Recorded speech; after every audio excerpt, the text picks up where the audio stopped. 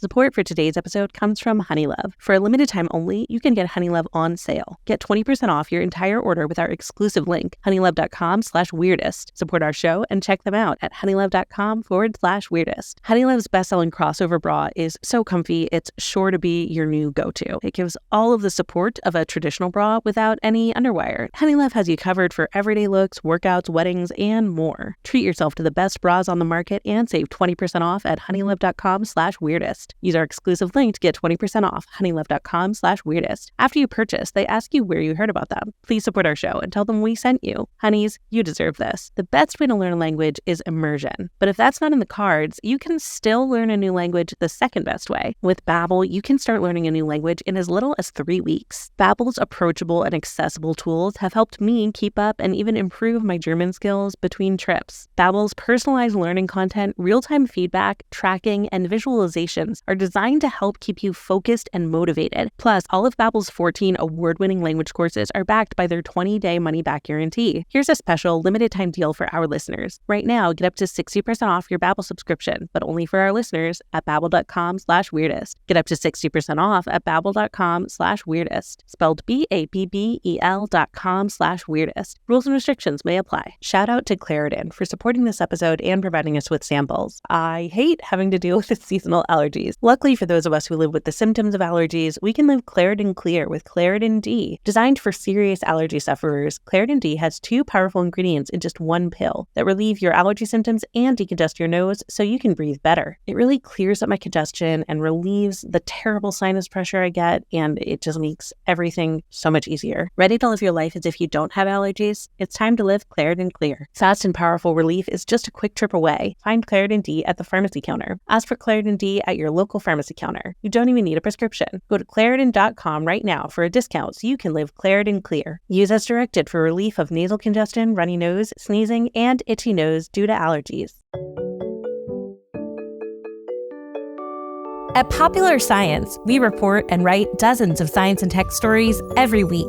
And while most of the stuff we stumble across makes it into our articles, we also find plenty of weird facts that we just keep around the office. So we figured, why not share those with you? Welcome to The Weirdest Thing I Learned This Week from the editors of Popular Science. I'm Rachel Feltman. I'm Sara Kiley Watson. I'm Joel Cook. Joel, welcome to the show. Yay! Thanks so much for having me. Listeners, I came across Joel because of his show for PBS, which is called Rogue History, and does these really awesome deep dives. Joel, would you tell listeners a little bit more about who you are and what you do? Yeah, so I started out as an archaeologist and a historian. I graduated from East Carolina with a master's, and PBS just kind of found me and reached out, asked if I wanted to try out a little pirate show that they were doing. That ended up being Rogue History. It's been really successful so far. We've gotten into spies at this point, just all types of different cool little topics, and we're open to do more in the future. Yeah, listeners who enjoy Weirdest Thing, which I hope you do if you're listening, I think you will also really like Joel's show. So we're super psyched to have you on to share some history knowledge. Let's get into it. On The Weirdest Thing I Learned This Week, we start by each offering up a little tease about some kind of fact or story we found in the course of reading, writing, reporting, etc., and decide which one we just absolutely have to hear more about first. Then, once we've all had time to spin our little science yarns, we reconvene and decide what the weirdest thing we learned this week actually was in a non-competitive, everything is made up and the points don't matter kind of way. Sara Kiley, what's your tease? So I'm talking today about why rats might love taking selfies. Great. Same. I am a rat who loves to take selfies. Who is it? Wonderful. Joel, what's your tease? I'm talking about how the American Civil War saved the United States from being overthrown by a traveling barber. Oh, I'm so excited. My tease is that I want to talk about the birds that help humans hunt for honey, the lies that people tell about the birds that help humans hunt for honey, and how maybe that says something about like our society as a whole or whatever. Shrug emoji. I don't know. Why don't we start with rat selfies, Sara Kiley. I'd love to hear more about that. Yay, rat selfies. Okay, I've had this one like cooking for months. I'm so excited to talk about the rat selfies. So yeah, first off, I'm going to start by talking about some selfie science. There's not really a lot of science out there on selfies, but I did manage to scrounge up a few numbers. According to a 2015 survey, millennials spend on average a total of 7 minutes a day capturing selfies. Worldwide, some estimates say that around 92 million selfies are taken every single day, representing about 4% of all photos taken. According to the Pew Research Center, 1 in 3 photos taken by 18 to 24-year-olds is a selfie. So it's safe to say that in the modern world, the self-portrait is as important and iconic as it's ever been. And why we love them and why we can't stop taking them is still up in the air. So according to some researchers, selfies are able to like capture the deeper meaning or like, you know, like the hidden details of people's personalities or the events in their lives. But, you know, there's some selfie haters that are like, okay, people just take selfies because they're vain or because they're chasing likes. So still up in the air. Again, there's not a ton of selfie science, but luckily... I mean, like, here's the thing, is that before we had the technology to just take pictures of ourselves whenever we wanted, the people who had the means to commissioned wildly expensive, like, sculptures and oil paintings of themselves that took hours of human labor and then hung on a wall forever.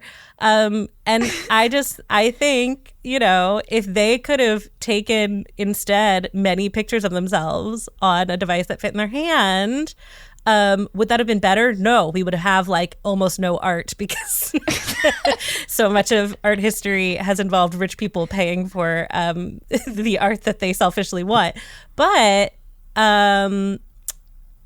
you know, I do think we haven't gotten vainer. Just the tools have changed. Oh, no, I definitely don't think we've gotten vainer. I mean, and the thing is, at least selfies, like, they're kind of you. I feel like a lot of, like, art is, like, I'm like, who is this? I'm like, when I'm looking at, like, medieval art, I'm like, this is simply not, like, this, like, inbred king who, like, has the same grandma as his wife.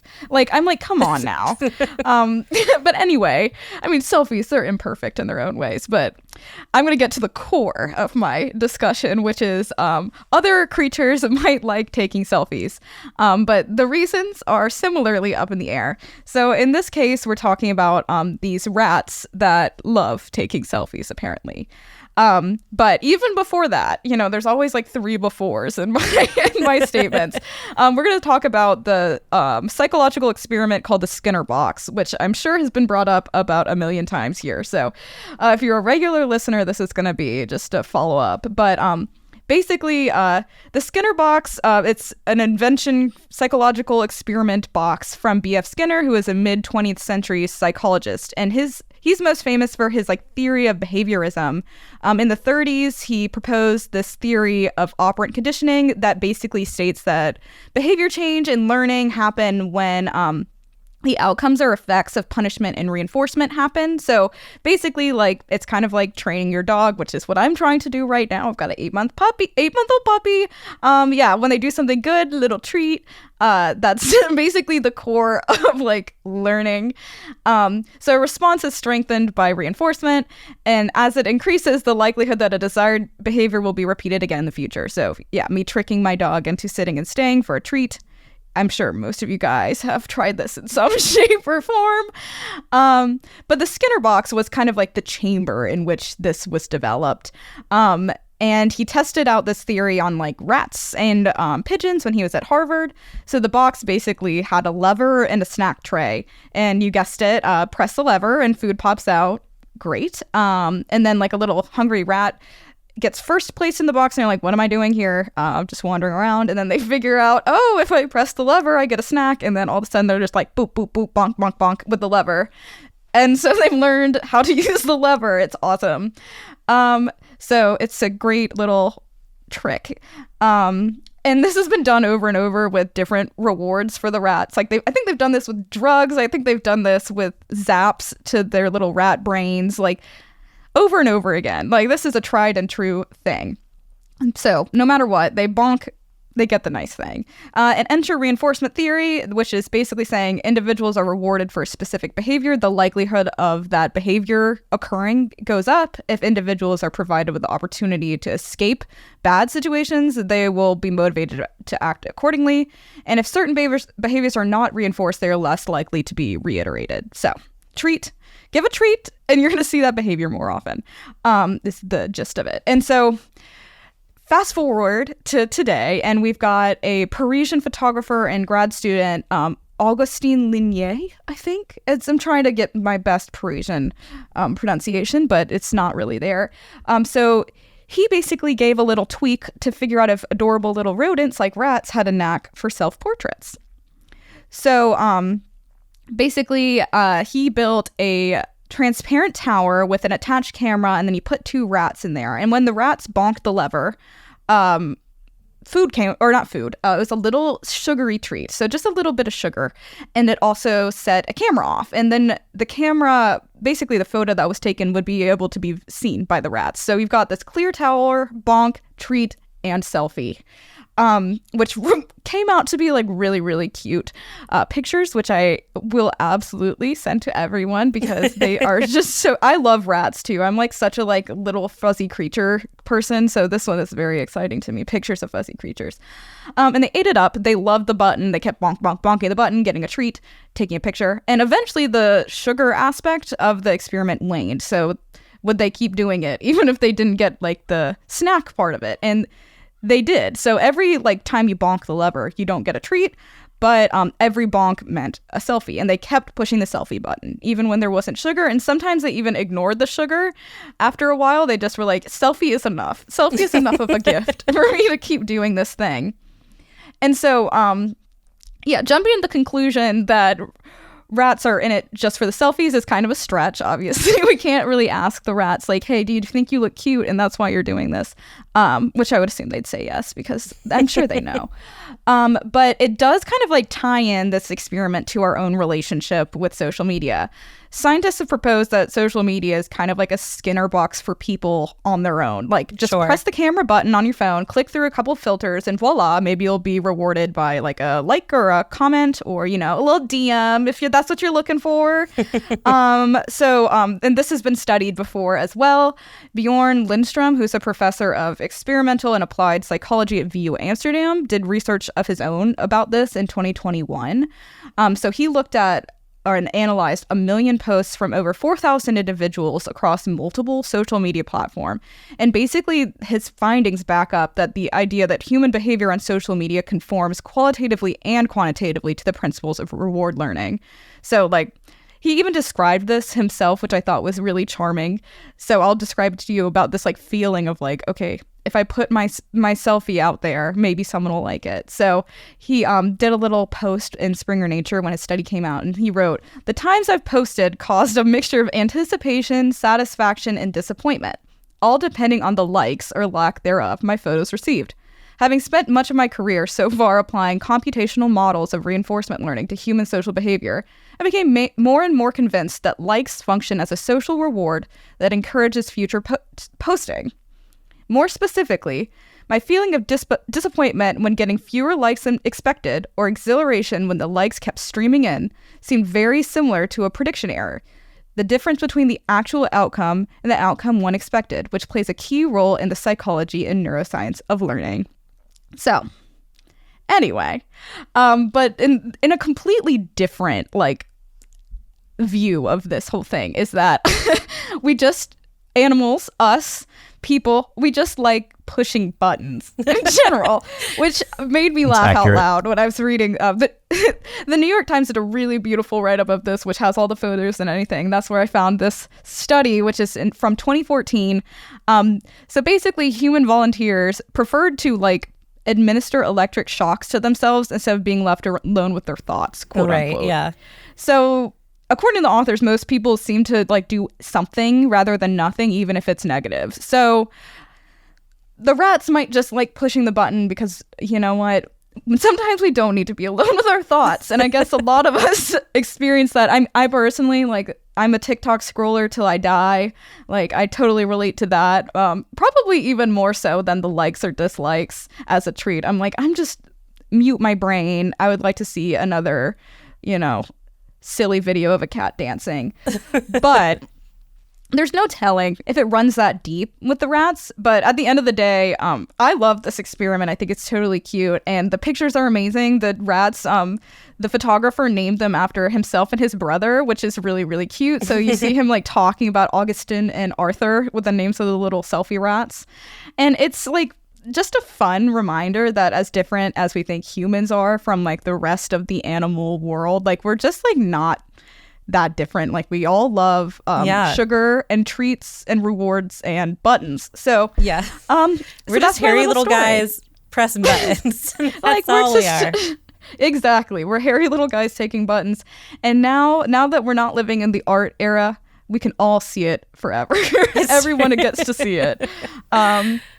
So yeah, that's what I have to say about rats and selfies. That's awesome. I love that.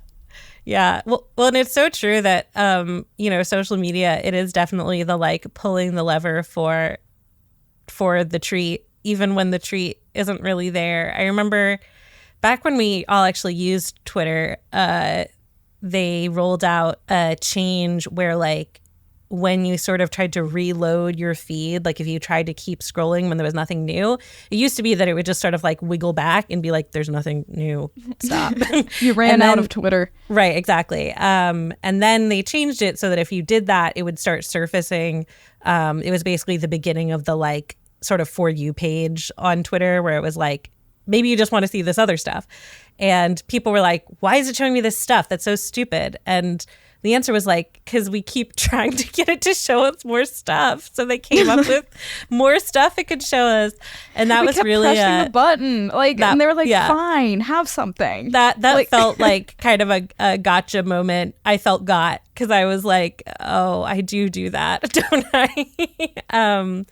I've really tried to, I took Twitter off my phone, even back when I used it a lot. And I eventually took TikTok off my phone. And I want to get back to making more content on TikTok because I love it as a way to engage with people. But for me, the scrolling feels like something to keep under control, which I don't think is universally true. I don't think there's anything wrong with self-soothing with a scroll. I just think for me, it's gone to some dark places. I'm very similar with my TikTok scrolling.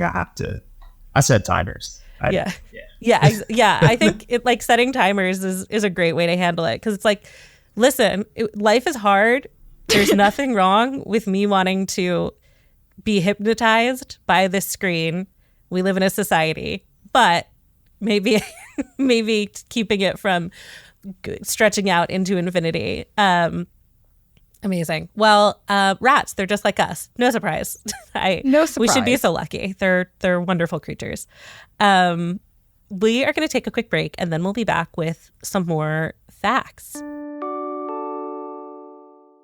Support for today's episode comes from Honeylove. Let's face it, most bras suck, but Honeylove is different. Honeylove's bras feature supportive bonding that eliminates the need for uncomfortable underwire without sacrificing lift. For a limited time only, you can get Honeylove on sale. Get 20% off your entire order with our exclusive link, honeylove.com/weirdest. Support our show and check them out at honeylove.com/weirdest. I feel like I am constantly on the hunt for a bra that makes me feel confident, looks good under my clothes, actually supports my bosoms, etc. But as many brands as I try, I almost always come back to Honeylove. Their bras are just so comfortable. It's really hard to beat. Honeylove's best-selling crossover bra is so comfy, it's sure to be your new go-to. It gives all of the support of a traditional bra without any underwire. If you're looking for a more relaxed lounge bra, you should try their V-Bra. It's designed to lift and separate, which is, ostensibly what you want a bra to do. And it's got molded cups, so you don't get like a uniboob, Honeylove has you covered for everyday looks, workouts, weddings, and more. Treat yourself to the best bras on the market and save 20% off at honeylove.com/weirdest. Use our exclusive link to get 20% off honeylove.com/weirdest. After you purchase, they ask you where you heard about them. Please support our show and tell them we sent you. Honeys, you deserve this. Shout out to Claritin for supporting this episode and providing us with samples. Apparently, the human nose can produce more than 3 fluid ounces of mucus a day. And honestly, I believe it because I have terrible allergies and I'm congested all the time. As a professional podcast host, it probably doesn't surprise you to learn that I hate having to deal with seasonal allergies. It's not just physically unpleasant, it's also deeply inconvenient. Luckily for those of us who live with the symptoms of allergies, we can live Claritin Clear with Claritin D. Designed for serious allergy sufferers, Claritin D has 2 powerful ingredients in just 1 pill that relieve your allergy symptoms and decongest your nose so you can breathe better. I've started taking Claritin D on days when my allergies are just especially untenable, and it's been a real game changer. It really clears up my congestion and relieves the terrible sinus pressure I get, and it just makes everything so much easier. Ready to live your life as if you don't have allergies? It's time to live Claritin Clear. Fast and powerful relief is just a quick trip away. Find Claritin D at the pharmacy counter. Ask for Claritin D at your local pharmacy counter. You don't even need a prescription. Go to Claritin.com right now for a discount so you can live Claritin Clear. Use as directed for relief of nasal congestion, runny nose, sneezing, and itchy nose due to allergies. Okay, we're back. And Joel, tell us some rogue history, please. Okay, so it is time to put the conspiracy hats on because this is a conspiracy story. My favorite Exciting. hat. You see a whiteboard behind you with strings going everywhere, just pop up out of nowhere, like this is one of those stories. So Moses Dixon. Moses Dixon was born in 1824 in Cincinnati. His father was possibly his mom's former enslaver. Not a lot is known about their history, but his dad was white, his mom was black. They came from Virginia together. That's all we really know about them. And they ended up in Cincinnati, Ohio. Moses Dixon is born. He has 8 other siblings as well. And he's born into a very interesting racial time in Ohio. Really, any time in the 1800s in the United States is a very interesting racial time, to be fair. Not a great time. But in Ohio, specifically at this point, Moses Dixon experiences in his childhood 2 race riots in Cincinnati over Ohio's planned black codes. So they have these black codes from 1805 to 1807, and they try to reinstate them in the 1830s. And the rule behind that is that any black person who does not enter into a bond, which is basically just like a holding fee, and they have to pay a fee as well to stay in Ohio. Anyone who doesn't agree to do that is going to be sent out of Ohio. So anyone who can't afford to do this is kicked out. So it makes the population of black people in Ohio a lot smaller, obviously. So Moses Dixon is growing up in that kind of life experience. He loses both of his parents by the time he's 13. So he, he has he has all of his brothers and sisters that he has to take care of. And he starts training as a barber under William Darnes. And here's my science part, because barbers at that time period were technically scientists.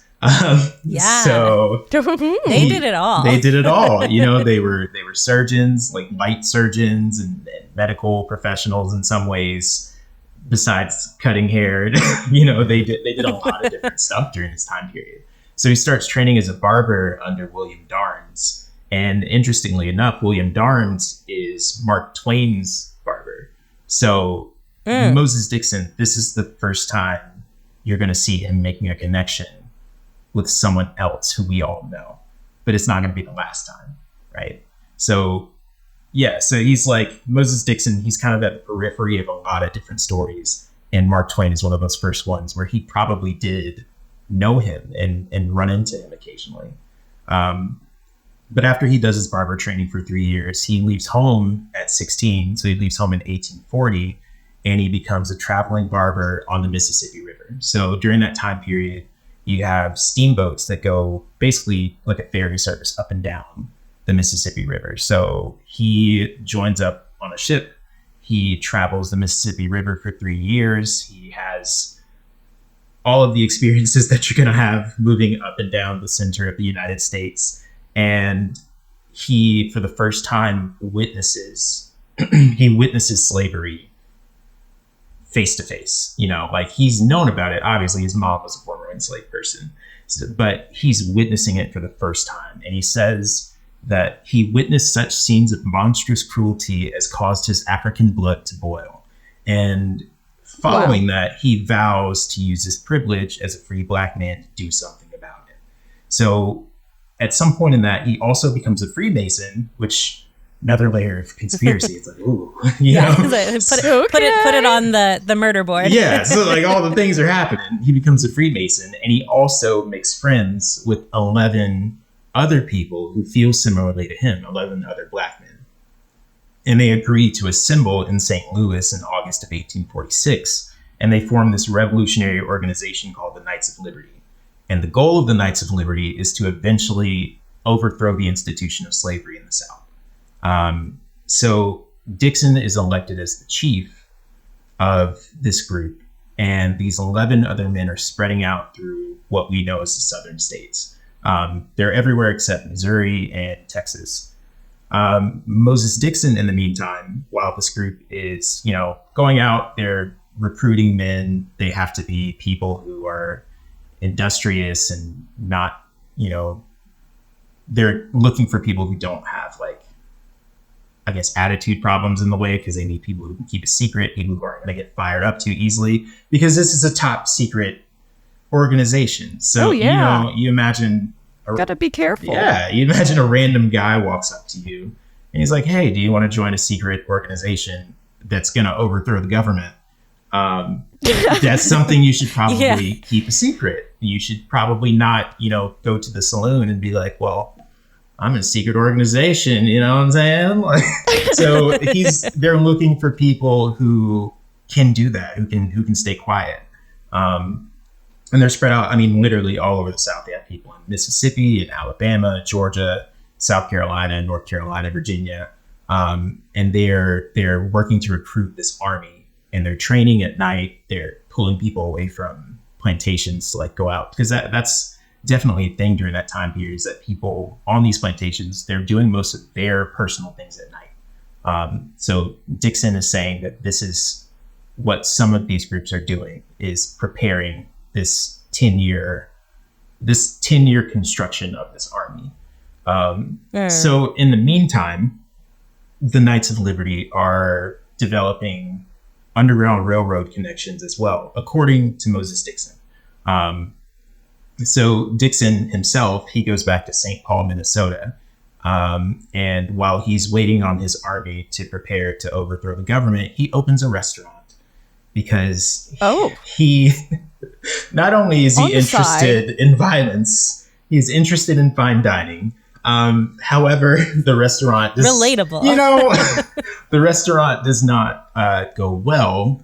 He is lightly shot by an angry patron at one point. Lightly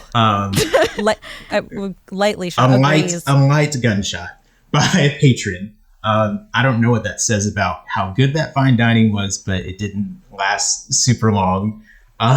Everybody's a critic. You know, listen, right. It's a tough industry. So he doesn't stay in the restaurant business long, but he does still have connections that he's making during this time period.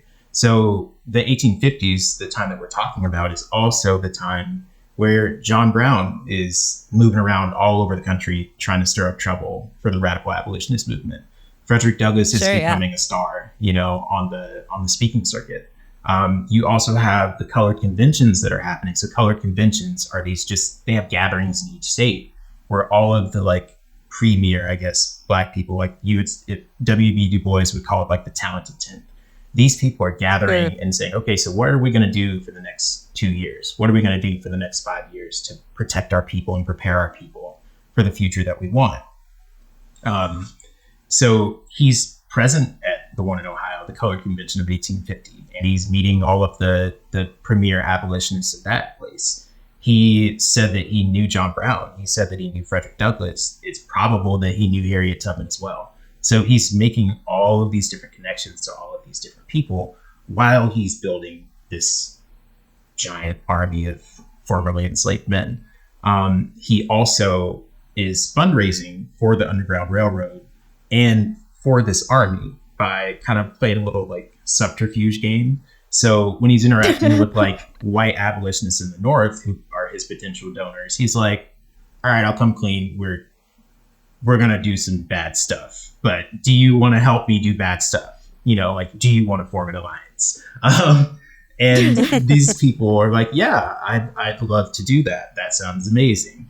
But in the South, where he's dealing with people who are heavily invested in plantation slavery, he manages to find people who are like, well, I'll support your Underground Railroad, because that's what he tells them. He's like, I'm just raising money for the Underground Railroad to get these people off these terrible plantations. And they're like, well, sure, I'll give you money, because no one would ever run away from my plantation. Like, you know, my plantation. You gotta tailor your messaging. Yeah, you gotta do it. Right. He's like, my plantation is wonderful. So, you know, I'll donate to you so that those other plantations can then lose their, you know, enslaved people. And then now I'm back in business. You know, it's called meeting people where they're at. Exactly. You know? That's exactly what's going on. Like, so doing the work. Right.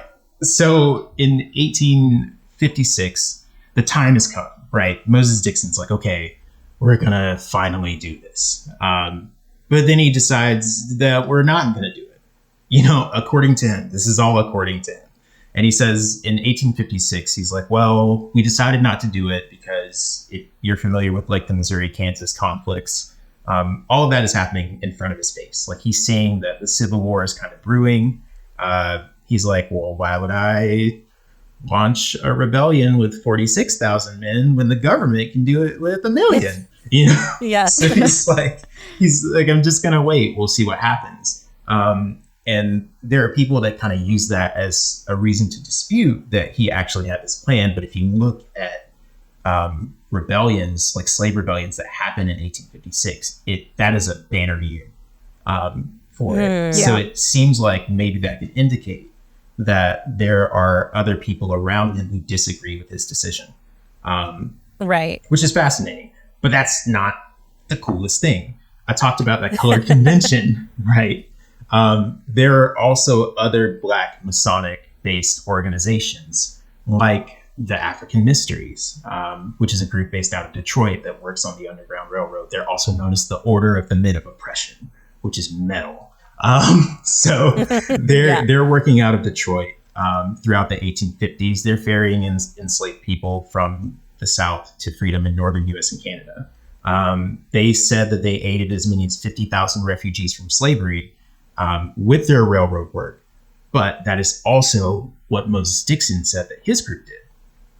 So you're wondering if these groups are actually talking about the overlap of what all of their collective groups are doing during this time period. You also have the Black String Band, which is formed in 1859 by white radical abolitionists in order to protect John Brown from the authorities and from vigilantes. And this group is trying to form a diplomatic relationship with Haiti to convince the Haitians to, like, of course, we know John Brown's story of trying to, start an enslaved uprising and free all of these Black people from the chains of slavery. They're also trying to convince the Haitians that, hey, we're going to do this from the North. You should come in from the South and attack through maybe Florida or Louisiana or Alabama, somewhere like that, and help us kind of wipe it out, like smash it in this pincer movement in the institution of slavery. So even after John Brown's death, they still have this going on. And it kind of flares out whenever the Civil War starts because, of course, the U.S. Navy's much more active. Haiti also has a lot going on during this time period. Haiti always has a lot They're going busy. on. Yeah. So the Haitians were like, I don't really think fighting a giant continent of a country don't have any time. Yeah, that's not really in our cards for right busy. Yeah. So they decide not to join up with that. And then the Civil War happens. Everything kind of works out for Moses Dixon and friends anyway. But the interesting thing about it is that, like I said, there are people that kind of question, like, did this actually happen? Did Moses Dixon have this army that he says he did? Was it as large as he says it was? But when you look at all the other pieces everything matches up with what he was saying. And the question is, was he just piggybacking off of their stories, or were they all kind of reporting the same information and like making themselves the star of the story? But like, it's possible that this could have been a barber, a traveling barber, working together with all of these different groups across the country to establish something that could have been a legitimate, like we're talking about, if it happens, the third largest uprising of all time. So it's just massive. Moses Dixon after this maintains a different group called the Knights of Tabor. And that group has hundreds of thousands of members all over the country. And it's supposed to be a fraternal organization. He also works with like the Exoduster movement, the refugees that are coming from Louisiana, and connects with them. So it's just like his body of work beforehand, his body of work after demonstrates that this guy was capable of moving people in this kind of way. Wow. But it seems like maybe the Civil War, oddly enough, is the thing that saved our country from being broken up in one way versus another, because the Civil War happens before all of these little revolutionary pieces are ready to strike. And that's my story. That's Where so is the interesting. HBO series? I was gonna say, we say this about so many things Every on Weirdest time. Thing, but like HBO, when? Yeah. like, It was really the restaurant sidebar. I was like, oh, this is network TV gold, man. right. Yeah, there has to be, Like, there would be, like- in this HBO series, there has to be a restaurant scene. It's got to be there. Oh yeah. oh, Yeah. And a whole season. And for the astrology people, the other thing too is Moses Dixon is an Aries. So he's like, ooh. Oh, he is an Aries. Ooh, he's an Aries man. So that's another piece of evidence if you're into that. So, I mean, he's definitely giving Aries man. yeah, for sure. But for good. You know what? We could use some chaotic energy for good. We could. I'm here for it. I love that. Okay, we're going to take a quick break, and then we'll be back with one more fact. The best way to learn a language is immersion. But if that's not in the cards, you can still learn a new language the second best way, and that's with Babbel, the science-backed language learning app that actually works. Babbel's quick 10-minute lessons are handcrafted by more than 200 language learning experts. With Babbel, you can start learning a new language in as little as 3 weeks. Babbel's approachable and accessible tools have helped me keep up and even improve my German skills between trips. And Babbel's speech recognition technology is great for helping me improve my pronunciation and accent even when I'm studying alone. With just 10 minutes of practice a day, you can learn everything you need to have real-world conversations. Babbel's personalized learning content, real-time feedback, tracking, and visualizations are designed to help keep you focused and motivated, which makes it really different from most language learning apps on the market. Plus, all of Babbel's 14 award-winning language courses are backed by their 20-day money-back guarantee, so you have nothing to lose. Here's a special limited-time deal for our listeners. Right now, get up to 60% off your Babbel subscription, but only for our listeners at babbel.com/weirdest. Get up to 60% off at babbel.com/weirdest. Spelled BABBEL.com/weirdest. Rules and restrictions may apply. Okay, we're back, and it's time for my fact. I have this giant Google Doc, like truly apocalyptically long at large at this point, full of potential ideas for Weirdest Thing. I used to have a different one every season, but then this one became so massive that I was like, I've used like 10% of the links in here, so I'll circle back to it next year. And, now we don't take breaks anymore. So anyway, it's been my Weirdest Thing slush doc since like 2021 probably. And one of the links that I've had in there for ages is the Wikipedia page for the Greater Honeyguide. But then everything changed when this Atlas Obscura article attacked. So anyway, it became a more interesting story, and so now I'm finally talking about it. The Greater Honeyguide, it's this sub-Saharan bird that it engages in a behavior that is so fascinating to people that its entire genus and its entire family is named for that behavior, even though There are only maybe 2 species in the bunch that definitely act this way. There's one that's debatable. So their family is Indicaturidae, and their genus is Indicator.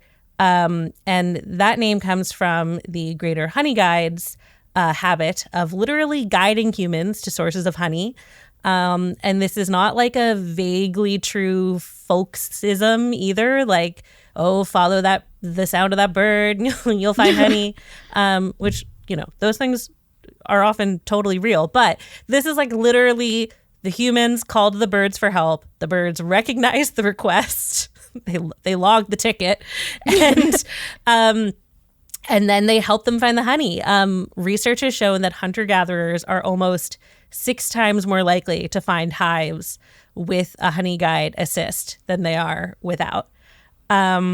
Those people, the people that are often talked about in relation to Honeyguides are the Hadza of northern Tanzania. Even if you don't recognize their name, you have almost certainly, I would say definitely heard of or read research about them, because they're basically the only true hunter-gatherer society that have maintained their traditional way of life, but are not like an uncontacted group. They are in contact with their agrarian and industrialized neighbors. Some of the population, by the way, has started to do some farming or to live in villages. Again, like this is bound to happen when there isn't some sort of, self-imposed line between you and the rest of the world. But a quarter of them are still hunting and gathering. And those of them that are still do it the same way they've seemingly always done it. And they get all of their food from wild game and plants. So lots of researchers go to hang out with them. They're also, their land is at least somewhat protected by the government. A lot of people will do things like encroach on your way of life and your land if you're like not engaging in capitalism yourself. So unfortunately, it's necessary that they have this sort of official protection. And very fortunately for us, they have historically been very gracious with researchers who come in and hang out with them. So if you've read an article about, for example, like how eating a modern diet versus a traditional hunter-gatherer diet changes your microbiome, it was almost certainly based on research on the Hadza. And by the way, research on them has also shown us that hunter-gatherers, or at least some of them, naturally ate really varied diets that varied a lot seasonally and in terms of the balance between plants and animal proteins. They are the reason why someone insisting that a paleo diet with no nightshades and only meat is fine if that's what works for you, but not going back to some wholesome, truer, ancient human way of life. One surprising thing that researchers have found in studying their diets is how important honey is to their diet. It can make up as much of a fifth of the calories they consume. Wow. Yeah. And it's like, when you think about it, honey is sugar water. It's pretty high in carbohydrates. So again, very anti-paleo diet, but a great get in nature, like in terms of, just sort of giving you energy. It also tastes great. A lot of the articles I read in researching this were like, keep in mind that the flavor of honey is very dependent on what the bees are getting into. And a lot of these honeys are like, have very harsh flavors compared to sort of like farmed honey for mainstream consumers. But still, it's sugar. It tastes pretty good compared to stuff that you can grab off of a tree in like an arid environment in most cases. And also, in a lot of these hunter-gatherer environments, it's available year round. So it makes sense when you think about it that they consume so much honey. And so, yeah, that brings us to the Honeyguide bird, which a lot of the Hadza use when they are seeking out honey. And basically, what a lot of researchers say is that if you don't know what's going on, it seems like the men just have this habit of like whistling absentmindedly when they're walking, but it's not. They're doing a very specific whistle to attract the honeyguide bird. And then when they hear one of the birds calling back, they like walk towards the sound, keep making noise to get its attention.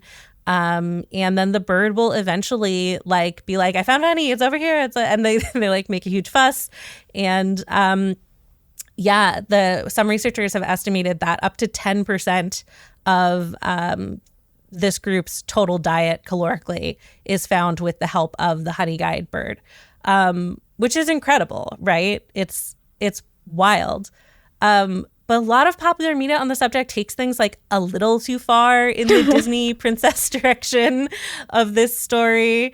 So a lot of depictions of this process, including like documentaries, which I'll get back to in a minute, suggest that this is this mutually beneficial partnership between birds and humans. You know, humans ask for the help, birds provide the help, and then humans always pay the animal for their services with like giant chunks of honeycomb full of wax and grubs, which the honeyguide bird loves to eat. But the real story is, you know, a little less perfect fairy tale. Oh, the natural world is so amazing, and these humans live in a simpler, more, you know, harmonious way with nature. So a lot of this comes from an Atlas Obscura article that I'll link to on popsci.com/weird. It's excellent. It's by Kara Jaimo.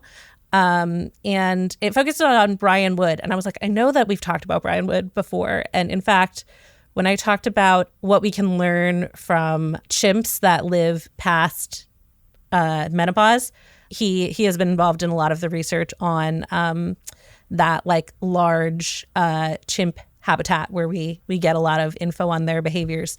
So yeah, really, really cool biological anthropology researcher. And he first heard about the honeyguide when he was in grad school. And he was like, that's really surprising. You know, this is shared as this example of mutualism, which is when two species are interacting in a way that benefits both of them.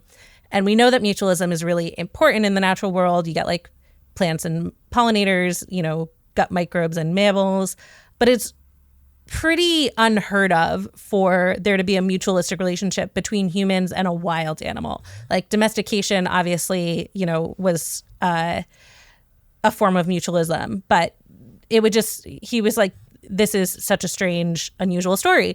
It almost sounds too good to be true. And so then he went and actually spent some time with these hunter-gatherers, quite a lot of time actually. And he was pleasantly surprised to see like, these foraging trips often involve looping in the honeyguide. And he did a lot of the research on like how useful these birds are, that people find more honey, they find bigger nests, they find the honey faster. But he found that like, contrary to many of the depictions he had seen that had made him surprised, the Hadza tend to like go out of their way to destroy the stuff that the bird would eat. They burn it or bury it. And well, he was like, you know, this is what we would call a manipulative behavior, or manipulation is an actual term in biology. So it's like one animal has acted in a certain way to try to get this other behavior out of the other animal, and it is working, and that has like affected how both of them behave. And he asked these gatherers to explain why they were doing what they were doing, and he was like, the bird will get too full if we don't do this, and then it won't help someone else. You know, like the bird eats all of the honeycomb and then she's lazy. And you need to know that the birds are going to keep answering humans' calls. And he said, in fact, it like often boiled down to like, I need to make sure my like neighbor doesn't go hungry because I let this honeybird gorge itself and get lazy. And I think, you know, while I didn't find like a specific reference to this, I think the assumption is that like the bird will get some of the wax and the grubs. They're not like meticulously destroying and hiding every morsel, but they're keeping this from being like a huge cash out, and focusing more on limiting the bird's access to its potential payment than they are being like, here it is, my thank you, here's payment for your services. And yeah, Brian Wood, he collected 7 years of data, hundreds of hours of tailing foragers. And then he and his colleagues finally submitted a study on this relationship for publication in 2013. And they were like really detailed, like tons of evidence. And actually one of the reviewers of their article responded being like, I know this can't be right because I've seen on YouTube that they pay their honey guides. And there had been a documentary, several, but there was one documentary in particular that this reviewer had referenced that really edited footage to make it seem like, oh, they leave this little payment, they tip their driver, you know? He was like, this is nature faking, which is the term for, manipulating documentary footage and images to make animal behavior seem like something it's not. And it happens so often in documentaries. It's like sometimes maybe unintentional because people are like prone to anthropomorphizing and want to tell a good story, but it's often like pretty insidious and intentional because people love anthropomorphizing and want to tell a good story. This idea persists. And I will say there are other groups besides the Hadza that do work with honey guides. And it's quite likely, and there is some evidence that a lot of those groups do pay them in a more deliberate way. Just sort of their relationship with the bird is different. But it may, this may have something to do with how much of these people's diets rely on honey. Because again, it does seem to be this motivator that's like, you don't want to, if you overfeed the bird, you're hurting another person who's not going to be able to get help from that bird. And again, this awesome Atlas Obscura article, I definitely recommend folks read it, but I will just mention that, the author also talked to some researchers who made the point that like, this is this really pervasive idea that indigenous people live in some sort of like harmonious relationship with nature, that, at first glance, it's like, it's nice to think of their relationship as harmonious, but it can be dangerous because then, people who do things that strike outsiders as like not being nice or like not being in this perfect harmony with nature can actually face, like a loss of protections that they need to keep surviving on their land. Right. People are like, it may seem harmless to sort of keep sharing the like Disneyfied version of how the Hadza interact with their honey guides, but it's like a real bummer that people like think it's less cool if they need to manipulate the bird a little bit, because it's nature. Everybody has to do what they need to do to survive, and it's actually, again, it's like coming from this very sustainable altruistic place. It's just that the bird isn't their main partner. It's the other humans that need to get fed. And the honey guides do fine. They're alive. they're eaten. Yeah. Even, I also just want to say that like I think this behavior is still so cool. Like we don't need the sort of like rosy, oh, these guys are best friends with these birds, who they pay fairly for their bird labor. We don't need that for it to be a really awesome story of human ingenuity and animal intelligence. More recent research involving Brian Wood and some collaborators, they realized that the Hadza people and the Yao in Mozambique use really different calls to get the Honeyguide's attention. I'll post links to some clips on PopSci.com/weird. So the Hadza is that like whistle, really beautiful whistle, actually. You can imagine, you can understand why people who didn't know what was going on were like, they just love whistling. They're whistling all the time. The Yao call is very different. It's more of like a rumble and a growl. It's hard to describe. It's not a sound I think I would make for any random purpose. And so they realized that they had these very different sounds, and they decided to see whether where a honeyguide bird was from would impact like how they responded to these different calls. And indeed, the ones who hang out where the Hadza are from were way more likely to respond to the whistles, and the ones that hang out where the Yao are from were way more likely to respond to the very unbird-like sound that they made. So, this is showing that these birds have learned to respond to these calls. They understand, at least to some extent, what they're being asked to do. It's also, they have really interesting ideas about why the sounds are different. For example, the Hadza, they do some hunting, and the thought is that maybe the whistle came about because sounding like a bird helps them get the bird's attention without freaking out other animals that they might potentially want to hunt. That makes sense. Yeah. And the Yao don't hunt mammals with bows and arrows like the Hadza do.